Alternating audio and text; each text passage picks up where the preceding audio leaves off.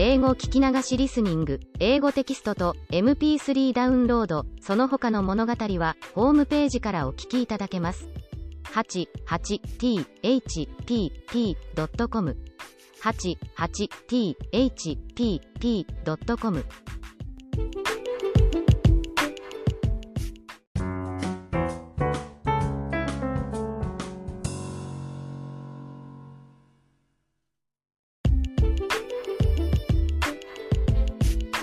When I was little, my mother constantly said bad things about others. She believed that, even when someone was kind to her, there must have been some plot behind the nice gesture. To sum up what she talked about every day, there are only evil people in this world. In kindergarten, mothers would fix a lunchbox for their kids and the kids would have it with their classmates and their teacher. At one lunchtime, when I was opening a lid of my lunchbox, I inadvertently dropped it to the floor without having a single bite and it overturned there. I lost my lunch. While other kids laughed at me, my teacher, who had been trying so hard to make me play with other kids, cleaned up the mess for me and took me to a small candy store outside the kindergarten. She told me to pick any bread I liked. I picked one timidly, feeling afraid what kind of trap this would be, as I didn't have any money. She suggested one more. I couldn't figure out what was going on and shook my head. She picked one more piece of bread by herself, took out money from her own wallet, and gave all the bread to me. I was stunned. She bought me lunch. It was the first time that someone unrelated to me was so kind to me. Since then, I had started talking to her.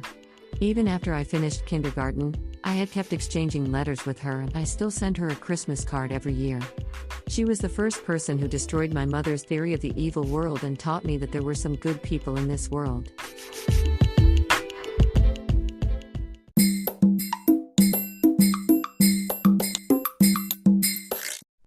Audiobook, Japanese Dream by Hitomi Woods on sale at online stores or apps. Apple, Audible, Google Play, Nook Audiobooks, 43 available distributors in total.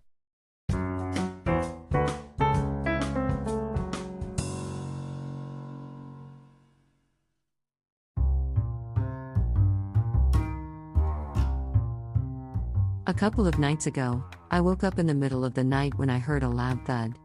I thought something had fallen from the shelves, but the minute I dozed off, a thud woke me up again.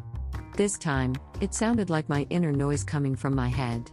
I opened my eyes and saw my room spinning vertically like a funhouse at a fair. At first I thought it was a strong earthquake. I covered myself with my futon and waited it to stop. Then I noticed there was no noise of anything that should fall or be broken, though the earthquake was strong enough to make my room upside down over and over.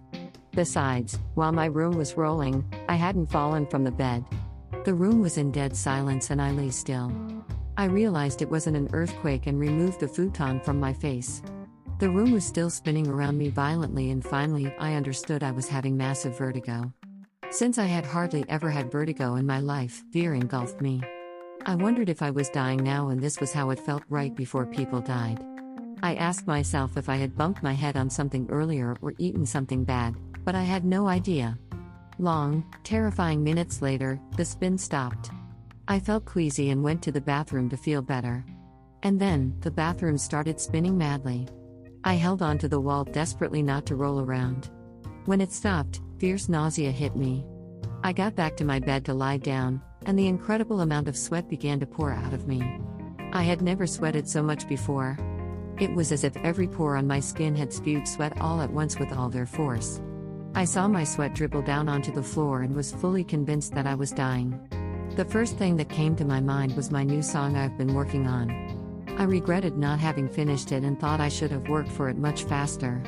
It was near completion but never saw the light. I even thought of booting up my computer and setting the song up so that my partner could play it back as it was completed so far. Instead, it occurred to me to leave a last note to him. I rummaged out a piece of paper and wrote down how and what time I died. I also tried to leave some messages for him, but nothing came out but fear. I just scribbled casual words and a weird doodle and went back to bed. Feeling extremely scared, I alternated between dozing off and waking up by vertigo until morning. I didn't die. Dizziness subsided and I was alive. About a week ago, my partner told me that I might die soon because of my continuous lack of sleep. I've exercised at the gym in the morning every day for over 1 year and regularly had to shorten my sleep for that. I believe that 1 year exercising had made me physically strong and healthy, and that some lack of sleep wouldn't do me any harm. I was wrong. I think my lack of sleep contributed that scary near-death experience. Or, I was simply under hypnosis of my partner's reproach.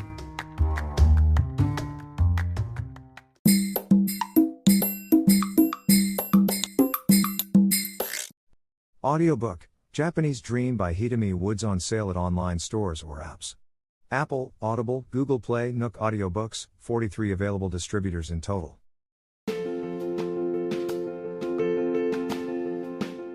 Audiobook, The Family in Kyoto, One Japanese Girl Got Freedom by Hitomi Woods on sale at online stores or apps. Apple Books, Google Play, Audible, 43 available distributors in total.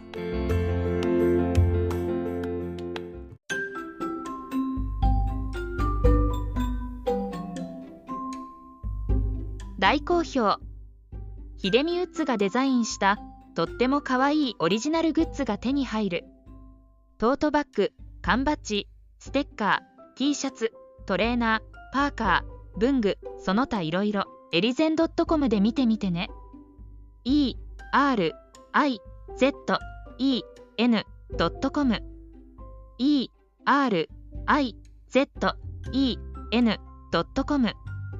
エリゼン .com。